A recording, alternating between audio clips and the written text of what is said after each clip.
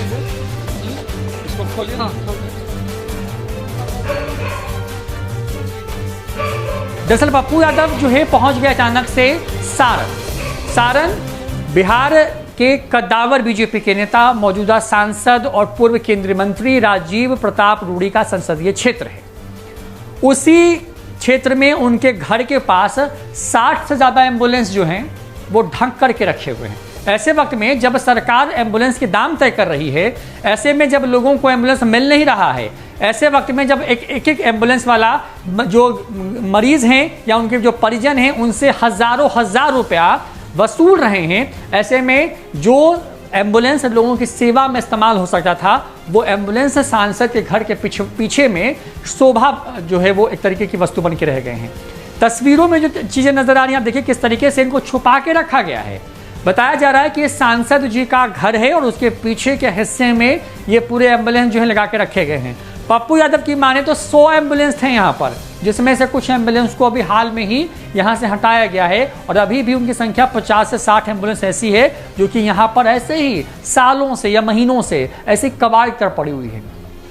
सांसद ने अपने क्षेत्र के लिए इन एम्बुलेंस वैन की खरीद तो की, लेकिन उनका इस्तेमाल जन कल्याण के लिए, लोगों के इस्तेमाल के लिए हो पाए, इसका ये संभवतः ये वो तय करना भूल गए। पप्पू यादव की लाइव छापेमारी और राजीव प्रताप रूडी जो कि बीजेपी के कद्दावर नेता हैं, बड़े सांसद हैं और आप ये कह के चलिए कि पूर्व में केंद्रीय मंत्री तक रह चुके हैं और पार्टी की बड़ी बड़ी बातें करते हैं, उनके घर के पास की ये तस्वीरें हैं जहां पर जो है एम्बुलेंस की लाइन लगी हुई है, उनको छुपा के रखा गया है। ऐसे वक्त में जब बिहार त्राहिमाम कर रहा है, ने जब बेटे को बेटा ने माँ को, पिता ने बेटा को बेटा ने बाप, पति पत्नी को गांव ने छोड़ दिया, वहां पप्पू 1 महीने हो गए। इन मृत लोकतंत्र की मृत और आत्ममुग्धी सरकार, लोकतंत्र को मार देने वाली, और ये नेता जो रावण, कंस और यजीत से भी ऊपर और जल्लाद लोग बैठे हैं, ये क्या है? सारे एम्बुलेंस को और निकाल दिया गया और कोई विनोद सिंह मुखिया के यहाँ भेज दिया गया, एक चौबे जी है उनके यहाँ भेज दिया गया। ये यहाँ 30 से ऊपर एम्बुलेंस और एम्बुलेंस को निकाल दिया गया, 60-70 से ज्यादा, 100 के लगभग एम्बुलेंस। हम जानना चाहेंगे संबित पात्रा जी से कि आपके भाजपा के नेता हैं, हमारे भी भाई हैं, मेरा सवाल वो नहीं है। हम रूडी जी के बारे में नहीं जानता है कि ये घर में, मुझे लगा किसी और का है, रूडी जी का घर नहीं है, लेकिन ये एम्बुलेंस यहाँ क्यों रखा हुआ है, सवाल न रूडी जी का है और न पप्पू यादव का, सवाल बिहार और बिहारियों का है और इंसानियत का है, सिस्टम का है। सिस्टम क्यों मरी हुई है?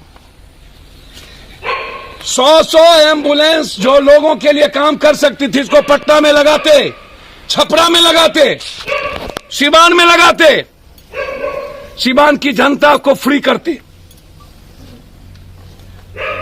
क्यों 18 रुपया किलोमीटर? क्यों नहीं कोरोना की बीमारियों को फ्री किया गया सरकार के द्वारा? क्यों नहीं कोरोना की दवाई सरकार के द्वारा फ्री देने की बात हुई? कोरोना के समय 5 लाख का बीमा क्यों नहीं?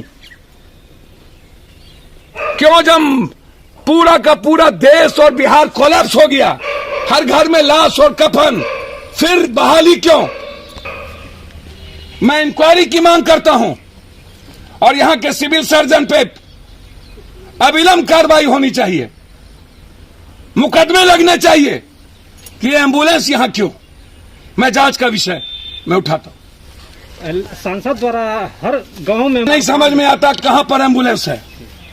जब 7,000 12,000 रुपया 1 किलोमीटर का एम्बुलेंस माफिया, इंटायर क्रिमिनल और माफिया, ये सांसद के पैसे नहीं है सर, ये जनता का पैसा, एमपी लेट्स जनता का पैसा होता है, सांसद का नहीं होता है।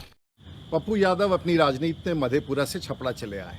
उन्होंने एम्बुलेंस देखा, उनको नहीं पता है कि सारण जिला के 80 एम्बुलेंस में से लगभग 56 एम्बुलेंस कार्यरत हैं और जनता की सेवा में लगे हैं। दुर्भाग्य है कि इस समय ड्राइवर के अभाव में कई सारे एम्बुलेंस सुरक्षित रखे हैं।